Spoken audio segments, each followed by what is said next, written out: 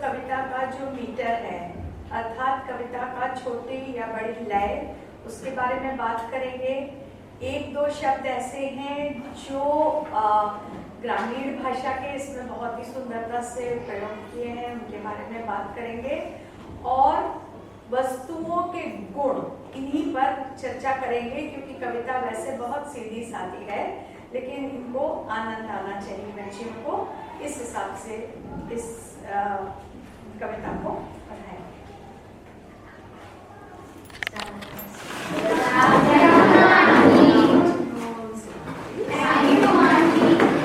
अच्छा, आज हम लोग फिर से एक कविता पढ़ेंगे। प्राणी वही प्राणी है। प्राणी वही प्राणी है। तो इसका शीर्षक तुम्हें कैसा लग रहा है? कुछ अजीब लग रहा है? क्या मतलब है प्राणी वही प्राणी है? ऐसा हम लोग कब कहते हैं? जब आंटी कोई अच्छा काम करता है। नहीं आंटी हमेशा जरूरतमंद के साथ दे। नहीं, अच्छा काम करता है क्यों? प्राणी वही प्राणी है। मान लो हम ये कहें कि वीर वही वीर है, उसके आगे फिर हम क्या उम्मीद करते हैं? आंटी में क्या हमेशा जीते, जो हमेशा दूसरे की मदद करे। और क्या?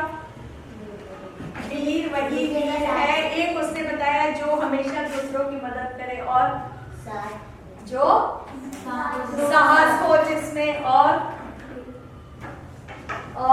भूखे प्यासे। हाँ मतलब, हाँ ठीक है, मतलब दूसरों की मदद करे और साहसी हो। प्यास लगे उनको पानी। हाँ ठीक है, पानी पिलाए, भूखे को खाना खिलाए, साहसी हो, दूसरों की सहायता करे। हाँ, और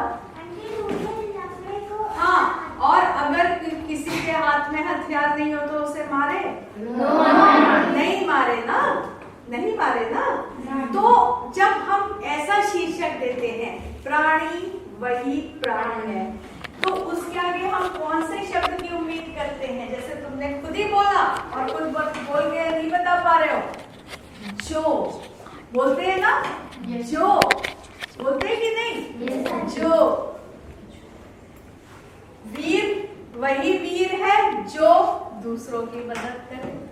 वीर वही वीर है जो किसी के पास अगर हथियार ना हो तो उसको ना मारे। वीर वही वीर है जो साहसी हो। तो क्या अर्थ है इसके? जो से क्या पता चल रहा है? अच्छी लड़की वही लड़की है जो दूसरों की मदद करे, पढ़ने में अच्छी हो, सबसे दोस्ती रखे, बहुत हिम्मत वाली हो, डरे ना, व्यवहार अच्छा हो, माता पिता की सहायता करे। तो ये सब लड़की के क्या है? गुण। शाबाश, ये सब क्या है? गुण। तो प्राणी वही प्राणी है में क्या बताया होगा कवि ने? नहीं, क्या किसके गुण बताए गए होंगे? प्राणी के, वीर के, बच्चा के, लड़की के, किसके गुण बताए गए हैं? अरे ये शीर्षक क्या है? प्राणी वही प्राणी है। तो हमें किसके गुण पता चलने वाले हैं इस कविता से? मनुष्य। प्राणी के गुण पता चलने वाले। इससे हमें फूल के गुण नहीं पता चलेंगे, तितली के गुण नहीं, हाथी घोड़े के गुण नहीं पता चलेंगे। इस कविता का शीर्षक क्या है? प्राणी वही प्राणी है। ये तो नहीं है कि घोड़ा वही घोड़ा है जो तांगा भी चला ले और लड़ाई में भी चला जाए और सिपाही भी बैठ जाए। तो हमें ना घोड़े के गुण पता करने, ना चिड़िया के, ना लड़की के, ना बच्चे के। हमें किसके गुण पता चलने वाले हैं? प्राणी वही प्राणी है जो कैसा हो। अब ये हमें इस कविता से पता चलेगा। तो जब इस तरीके से किसी चीज के बारे में हम बात करते हैं, डैश वही डैश है, तो जो भी उसमें खाली जगह में भरोगे शब्द, उसी के गुण पता चलेंगे। तो प्राणी वही प्राणी कविता में कवि जो है वो ये बताना चाह रहा है कि सच्चा इंसान, सच्चा मनुष्य, अच्छा मनुष्य कैसा होना चाहिए। बुरे मनुष्य के तो निगुण बताए जाएंगे? नहीं ना, कि बुरा मनुष्य कैसा होना चाहिए, चोरी करनी चाहिए, डाका डालना चाहिए, ऐसा होना चाहिए। तो हमें क्या आशा है इस कविता से? बिना पढ़े ही इसके शीर्षक से पता चल गया कि प्राणी वही प्राणी है, में प्राणी में क्या गुण होने चाहिए वो बताए गए हैं। ठीक है, समझ गए? शीर्षक ऐसा क्यों दिया गया, समझ गए? सब लोग समझ गए? जब इस तरह लिखा है तो इसमें प्राणी के गुण बताए गए। दूसरे, इसका मीटर बहुत सुंदर है, इसकी चाल बहुत सुंदर है, कविता की छोटी चाल की कविता है, लंबी लंबी लाइनें नहीं है, छोटी छोटी चार 5 शब्दों की एक पंक्ति है ना। और इसमें 1-2 शब्द जो हैं वो ऐसे हैं जो थोड़े से गाँव में बोले जाते हैं, और थोड़े थोड़े शब्द संस्कृत के भी हैं, और सब मिला के बहुत सुंदर कविता बनी है। ये बहुत बड़े लेखक और कवि थे भवानी प्रसाद मिश्र, जिनकी ये कविता है। तापित को स्निग्ध करे, अच्छा आप पढ़ते हैं शुरू के 1 2 3 4 5 ऐसे 5 लाइनें पढ़ो। तापित को स्निग्ध करे, प्यासे को चैन दे, सूखे हुए अधरों को किसी ने अंधेरों पढ़ा भाई, क्यों पढ़ा? अंधेरों थोड़ी लिखा है, क्या लिखा? अंक की मात्रा कहीं नहीं है, फिर से पढ़ो। अधरों, अधर, होठ, होठ, अधर के मतलब होठ। फिर से चलो, तापित को स्निग्ध करे। देखो मैं क्या कह रही हूँ, इसकी लय है कविता की बिल्कुल उस तरह। चलो, तापित को स्निग्ध करे, प्यासे को चैन दे, सूखे हुए अधरों को फिर से जो बैन दे, ऐसा सभी पानी है। रुक जाओ, अब पानी के क्या गुण होते हैं? पानी के क्या गुण होते हैं? खाली ऐसे बह रहा है तो हम उस पानी को गुण वाला पानी, बहुत अच्छा पानी, शायद हम उसको नहीं कहेंगे जब तक कि तापित को स्निग्ध करे। स्निग्ध का एक अर्थ होता है चिकना, लेकिन यहाँ पर स्निग्ध का अर्थ है शांत। तो प्यास को या जब जलन हो रही हो उसको, ताप मतलब गर्मी, ताप के मतलब गर्मी, तो जो जल रहा हो गर्मी से उसको कैसा करे? शांत। स्निग्ध का अर्थ है शांत। आपकी पुस्तक में स्निग्ध का अर्थ उन्होंने लिखा है चिकना, वो बिल्कुल सही लिखा है, गलत नहीं है, लेकिन इस कविता को समझने के लिए आपको इसका अर्थ शांत समझना पड़ेगा। वैसे चिकना है इसका अर्थ, लेकिन कभी कभी कविता को सुंदर बनाने के लिए उस शब्द के अर्थ थोड़े से हटा के होते हैं। तापित को स्निग्ध करे, देखो मैं कैसे पढ़ रही हूँ, ऐसे सुनो। तापित को स्निग्ध करे, प्यासे को चैन दे, सूखे हुए अधरों को फिर से जो बैन दे, ऐसा सभी पानी है। असली पानी कौन सा हुआ? जो गर्मी से जलते हुए को शांति दे, जो सूखे हुए अधरों को फिर से जो बैन दे। बैन के मतलब बोली, बैन के मतलब बोली। तो जब मुंह सूख जाता है तो बोलते बनता है? नहीं, मुश्किल होती है ना बोलने में, गला भी सूख जाता है और होठ भी सूख जाते हैं। तो पानी पी लो तो कैसा लगता है? अब हम बोल सकते हैं। तो तापित को स्निग्ध, अब फिर पढ़ेंगे साथ में प्यार से। तापित को स्निग्ध करे, प्यासे को चैन दे, सूखे हुए अधरों को फिर से जो बैन दे, ऐसा सभी पानी है। तो पानी के गुण क्या हुए? जो तपते हुए को शांत करे या शीतलता दे, जो सूखे हुए होठों को चैन दे ताकि हम लोग बात कर सके, ऐसा पानी में गुण होना चाहिए, तभी वो सच्चा पानी है। और भी हाँ, लहरों के आने पर काई सा फटे नहीं। देखिए पिछली कविता में भी हमने आपको बताया था, जो आसमान के ऊपर जो कविता थी, ऋतु के ऊपर कविता थी, कि एक तो आप इसको सीधे सीधे समझ लीजिए कि काई जब जम जाती है और लहरें आती हैं तो काई फट जाती है। काई जमी है, अगर पानी में, वो काई कहाँ जमती है? जहाँ पानी हिलता नहीं, जो एक जगह ठहरा हुआ पानी होता है उसी के ऊपर तो काई जमती है। चलती हुई नदी में काई जमेगी क्या? बहुत तेज झरना बह रहा हो तो काई जम सकती है? काई जमेगी ही नहीं, जैसे ही जमने लगेगी फिर बह जाएगी। लेकिन अगर जहाँ पानी ठहरा हुआ है उसमें गति नहीं है, कोई हिल नहीं रहा, कोई काम नहीं हो रहा, वहीं पे काई जमती है। तो अगर काई की तरह फटे नहीं, लहरों के आने पर काई की तरह फटे नहीं। अगर यहाँ पे पानी है और उधर से लहरें आई, आपने समुद्र का, अगर आपने समुद्र नहीं भी देखा है तो वीडियो तो देखा होगा समुद्र का, है ना? तो कैसा होता है, ऊंची ऊंची लहरें आती, तो यहाँ जो पानी है वो फट जाता है कि लहरों में मिल जाता है? क्या होता है? फट जाता है। क्या होगा? फटता कैसे? पानी तो फटता ही नहीं है, काई फट जाती है। तो पानी अगर असली है तो वो लहरों के आने पर फटेगा नहीं, वो भी लहर बन जाएगा और वो भी ऊंचा चलेगा। तो पानी, असली पानी कैसा होता है? जो काई की तरह फटता नहीं है। पानी कभी नहीं फटता। पानी फटता है? नहीं फटता। पानी बहता है, पानी झरता है, पानी गिरता है, बूंद बूंद गिरता है, फटता कभी नहीं है। तो काई फटती है। इसको कवि ने क्यों लिखा यहाँ पे?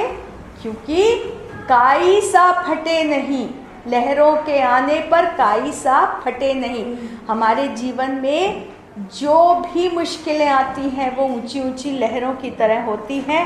हम काई नहीं है, हम काम करते रहते हैं। हम एक जगह जम के और दुखी होके बैठे नहीं रहते।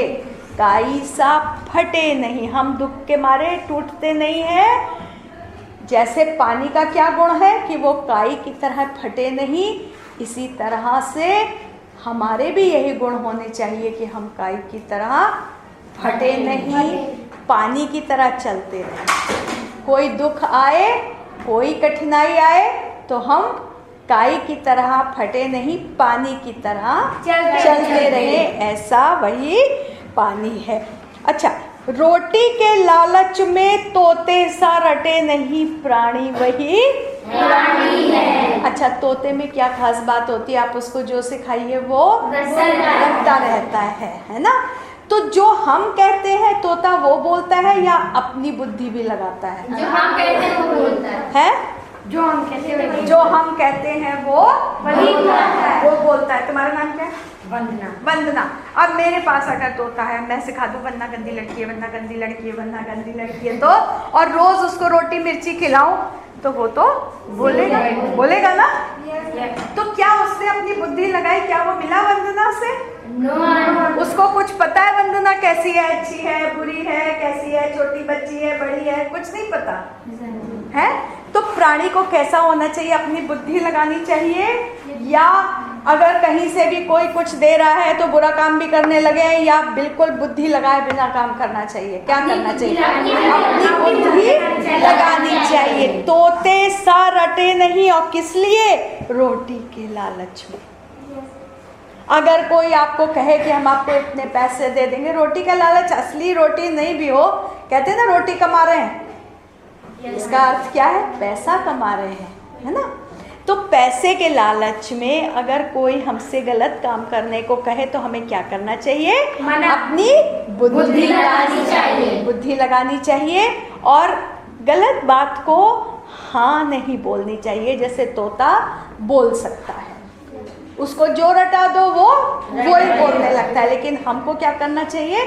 अपनी बुद्धि लगानी चाहिए। अच्छा, अब देखो कैसा प्राणी होना चाहिए। एक तो ये है कि रोटी के लालच में तोते सा रटे नहीं, लहरों के आने पर काई सा फटे नहीं, लहरों के आने पर काई सा फटे नहीं। प्राणी में काई के गुण नहीं होने चाहिए। किस काई के गुण नहीं होने चाहिए? पानी के गुण होने चाहिए। लहरों के का सामना करने के गुण होने चाहिए। काई की तरह जमना नहीं चाहिए, हमेशा काम करते रहना चाहिए। दूसरा गुण क्या होना चाहिए? अपनी बुद्धि का प्रयोग करना चाहिए। तोते की तरह जो सिखाए उसको बिना बुद्धि का प्रयोग किए रटते नहीं करना चाहिए, रटना नहीं चाहिए और करना भी नहीं चाहिए। लंगड़े को पाँव और लूले को हाथ दे, सत की संभार में मरने तक साथ दे। पढ़ो पढ़ो पढ़ो सब लोग मिलके ये 4 लाइन पढ़ो। नहीं नहीं, कविता प्यार से पढ़ी जाती है और एक साथ। चलो शुरू करो। लंगड़े को पाँव और लूले को हाथ दे, सत की नहीं, आप लोग बिना समझे अगर पढ़ोगे तो अधर को अंधेरा पढ़ोगे और सत्य को साथ पढ़ रहे हो। क्यों पढ़ रहे हो साथ? साथ कहाँ लिखा है? मुझे इस वाली में से गलत गलत उच्चारण सुनाई दे रहा है, अंधेरा भी इधर से सुनाई दिया था। ध्यान से पढ़ो, फिर से चलो। लंगड़े को पाँव और लूले को हाथ दे, सबकी संभार में मरने तक साथ दे। बोले तो हमेशा सच, बोलो। बोले तो हमेशा सच, सच से हटे नहीं, झूठ के डराए से हरगिज़ डरे नहीं, सचमुच वही सच्चा है। ठीक है, तो क्या कहा कि लंगड़े को पाँव और लूले को हाथ दे। लूले के मतलब जिसके हाथ नहीं होते, जिसके पैर नहीं होते या पैर में खराबी होती है उसको लंगड़ा कहते हैं, जिसके हाथ में कष्ट होता है उसको लूला कहते हैं। तो लंगड़े को पाँव और लूले को हाथ दे। उन्होंने अलग अलग क्यों कहा? कवि ने अलग अलग क्यों बताया? खाली कविता लिखने के लिए अलग अलग नहीं बताया। इसका अर्थ ये है कि सबको एक जैसी सहायता की ज़रूरत नहीं होती। जिसको जैसी सहायता चाहिए वैसी सहायता दे, नहीं तो वो कह देते कि जिनको तकलीफ है उनको सहायता दो।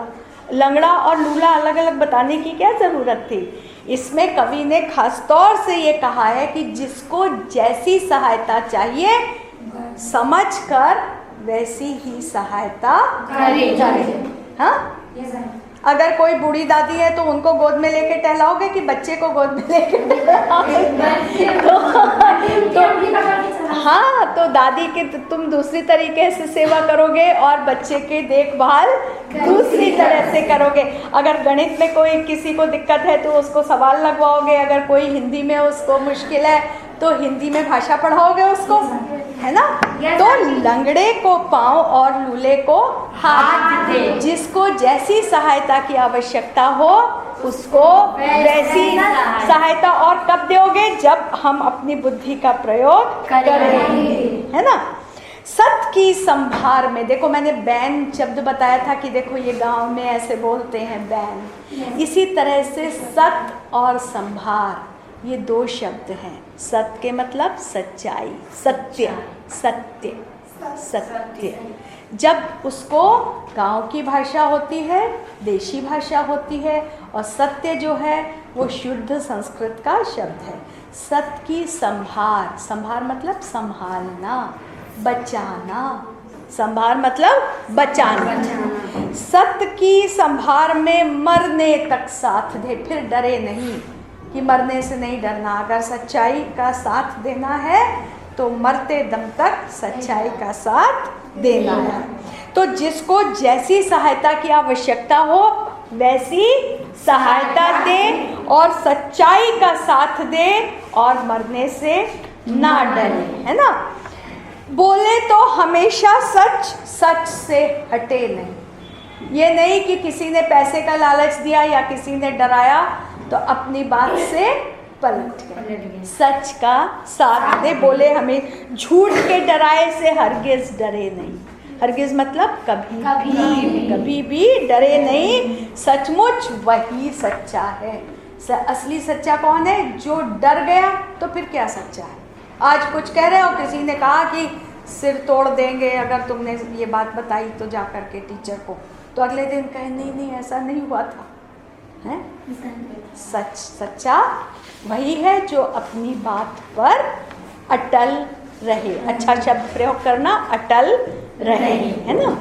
चलो अब ये पढ़ो, सारी अगले पेज के, हाँ, माथे को फूल जैसा अपने चढ़ा दे जो रुकती सी दुनिया को आगे बढ़ा दे जो मरना वही अच्छा है। बस रुको रुको, माथे को फूल जैसा अपने चढ़ा दे जो। जब हम लोग भगवान के ऊपर फूल चढ़ाते हैं, ऐसे ही अपने आप को दूसरों की सेवा के लिए हम अर्पण करते हैं। अर्पण अर्पण, किसी को प्यार से कुछ चीज़ दे देना या सम्मान से कुछ दे देना, उसको कहते हैं अर्पण। तो अपने को ऐसे हम अर्पण करें जैसे कि हम भगवान को फूल चढ़ाते, या किसी बहुत सम्माननीय कोई होता है तो ऐसे करके उसके माथे पर फूल चढ़ाते हैं। रुकती सी दुनिया को आगे बढ़ा दे जो। देखो पहले भी काई शब्द इस्तेमाल किया है कि हमें रुकना नहीं है, हमेशा आगे बढ़ना है। तो हमें काम कैसे करने हैं कि सब लोग रुक जाए या आगे बढ़ जाए? आगे बढ़ जाए। तुम लोग सब क्यों सशक्त हो रही हो? कि तुम्हें आगे बढ़ना है। तुम्हारे घर में सब लोग कहते हैं पढ़ाई बंद कर दो, घर में काम करो, घर में बहुत काम है, पढ़ने से घर का काम नहीं होता। कितनी मुश्किलों से आप लोग पढ़ने आते हैं। तो आप लोग भी क्या कर रहे हैं? रुकती हुई दुनिया को आगे बढ़ा रहे हैं। आपको देखकर और भी बहुत सारी लड़कियां पढ़ेंगी कि जब ये घर का काम करके पढ़ सकती हैं तो हम भी घर का काम करके पढ़ सकते हैं, है कि नहीं? तो रुकती सी दुनिया को आगे बढ़ा दे। देखो रुकना तो बहुत आसान है कि भाई रुक गए, हमसे नहीं होता है, हम नहीं लड़ सकते सबसे, हम नहीं हिम्मत कर सकते, तो रुक जाओ, घर पे बैठे रहो। तो प्राणी कैसा होना चाहिए? जो रुकती सी दुनिया को आगे जो बढ़ा दे।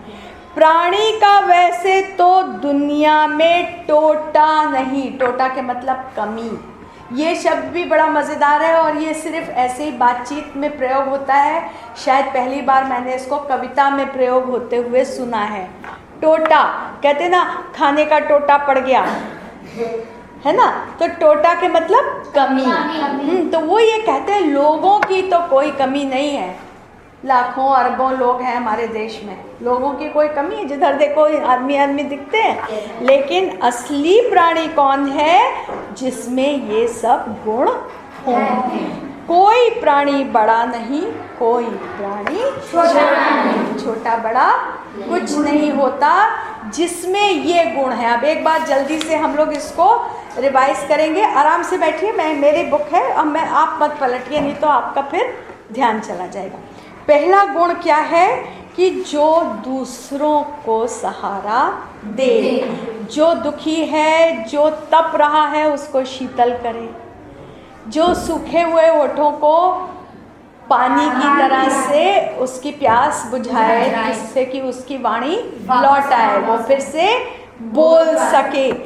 जैसे लहरों के आने पर काई फट जाती है, पानी नहीं फटता, प्राणी को भी पानी की तरह ही होना चाहिए। फिर क्या गुण है? कि तोते की तरह से खाने के और पैसे के लालच में नहीं पड़ना चाहिए। लालच में पड़कर गलत काम करने को तैयार होना चाहिए। हो जाते हैं नहीं, हम क्या कह रहे हैं? क्या गुण होना चाहिए? तोते की तरह नहीं बनना चाहिए, तोते की तरह नहीं बनना चाहिए और अपनी बुद्धि का प्रयोग करना चाहिए। फिर क्या गुण है? जिसको जैसी सहायता चाहिए उसको वैसी सहायता देनी चाहिए और सच के ऊपर अटल रहना चाहिए। सच के ऊपर अटल रहना चाहिए। जो डराते हैं उनसे झूठ के डराने से डरना नहीं चाहिए, बिल्कुल भी नहीं डरना चाहिए। और अपने को ऐसे अर्पण करना चाहिए जैसे भगवान के ऊपर हम फूल चढ़ाते हैं, और जो हमें रुकावटें हैं संसार की उनको दूर करके हमेशा आगे बढ़ते रहना चाहिए। जो ऐसा कर पाता है वो क्या है? सच्चा प्राणी वही है, प्राणी वही प्राणी है। 2 बार आएगा ना शब्द, प्राणी वही प्राणी है। वैसे तो संसार में लोगों की कोई कमी नहीं है, लेकिन ऐसा ही प्राणी सच्चा होता है, कोई छोटा नहीं होता और कोई बड़ा नहीं होता। ठीक है, Thank you, my